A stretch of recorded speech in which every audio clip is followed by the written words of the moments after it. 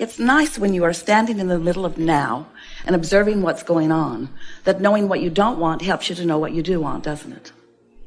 And when you know what you don't want, which causes you to know what you do want, you launch a meaningful rocket of desire about what you do want. You do. Now, it doesn't mean that this red hot minute, that what you do want is going to transform from what you don't want. That isn't the way it works, is it? Because we do not live in an environment of instant manifestation.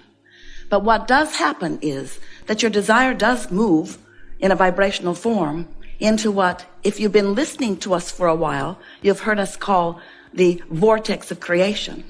And so here is this vibrational reality that is forming. You aware of that? You've heard us talking about the vortex, wrote a whole book about it. The idea of the vortex annoyed you because we continue to say to you that what you want is going into this vortex. And then you began saying things to us like, how do I get my money out of the vortex and into the bank?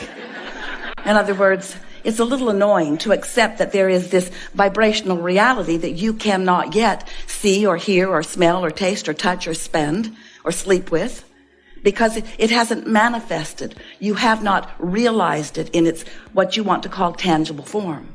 But we want you to understand that even though it has not yet manifested, and even though you cannot realize it in its tangible form quite yet, that it is a reality that does exist, and that law of attraction is causing a coming together of things like it.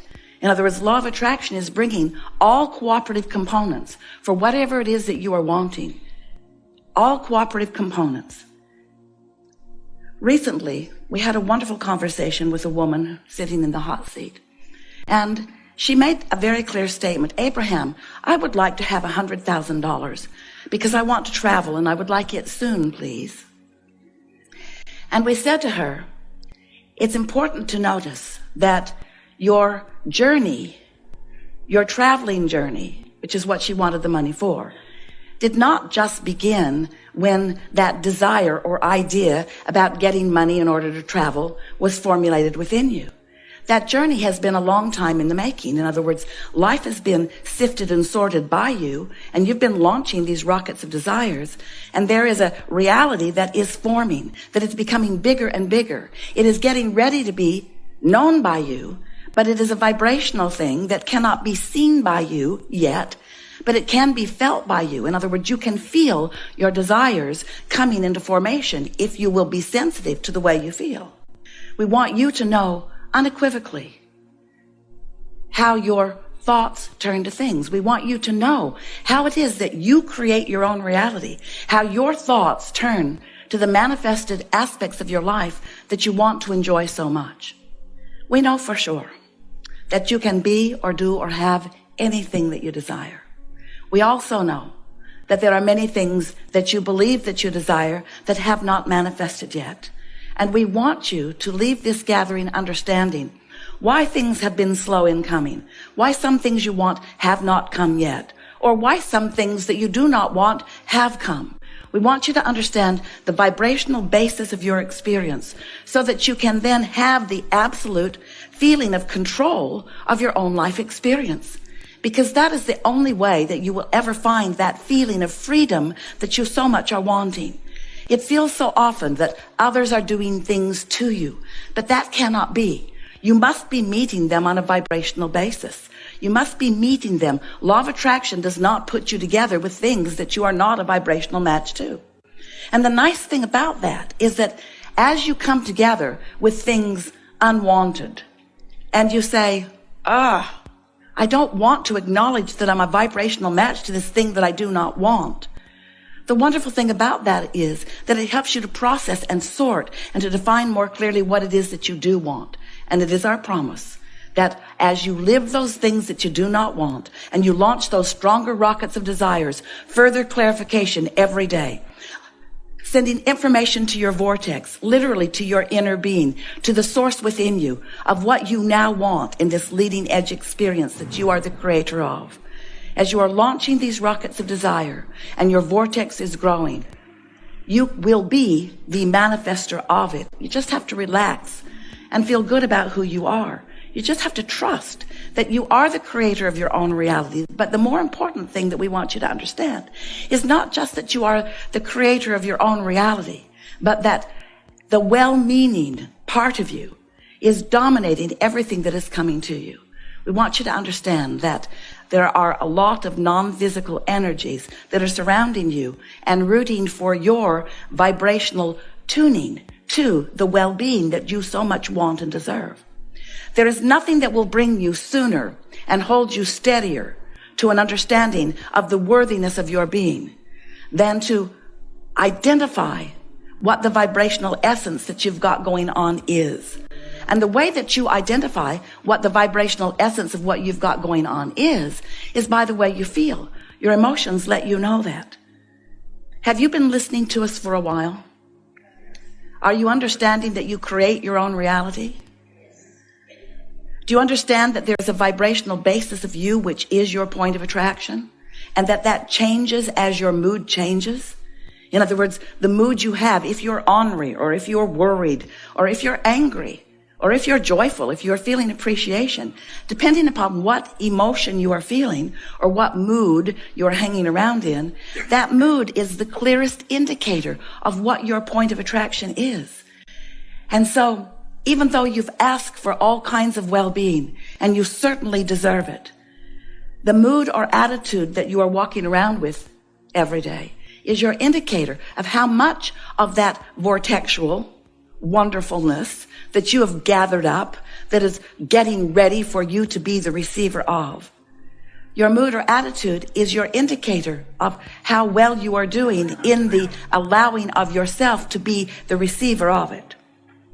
Some years ago, Jerry was wanting to write a book. He talked about it to Esther a lot. And the book was about turning thoughts to things. He wanted it to be more understood by more people, how it is that those thoughts do turn to things. And so we've been talking about that very thing for quite a long time. How it is that the vibration that you are harboring, the vibration that you've got going, which means the thoughts that you are thinking, which means the beliefs that you hold, because your beliefs are just thoughts that you continue to think. How those beliefs that you hold emanate a vibration that equals your point of attraction, which equals what comes into your experience, or better said, what you realize and allow to come into your experience.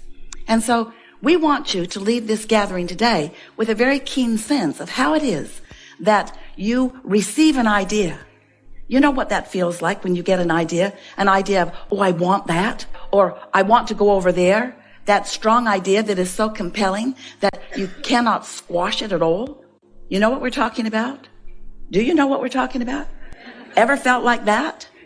Well, if you've ever felt like that, what is happening in that moment is that a desire that you have been holding, a desire that is in your vortex, that has been ripe and ready for your receiving of, it's already been revealed to you. But the question is, are you in the vibrational place where you can receive it? When you get that idea, when that idea is strong and full within you, and you have that impulse of, oh, I have this idea, that is what that receptive mode feels like. And that is from the perspective of the creative process of sorting and sifting and knowing what you don't want and knowing what you do want and filling your vortex full of all kinds of things for a long period of time, some of them even before you came into this physical body. And that non-physical energy building and building and building and building, momentum coming stronger and stronger because your inner being stands right there in the middle of that vibrational vortex, causing it to become bigger and bigger and bigger. And as it grows bigger and bigger and bigger, the only question is, where are you in your human personality in vibrational relationship with it? So here's all this desire, all these things that you've created, all of this magnificent abundance and all of this well-being, all of it there for you. The question is, where are you in vibrational relationship to it? What's your mood? What's your attitude? What are your chronic beliefs?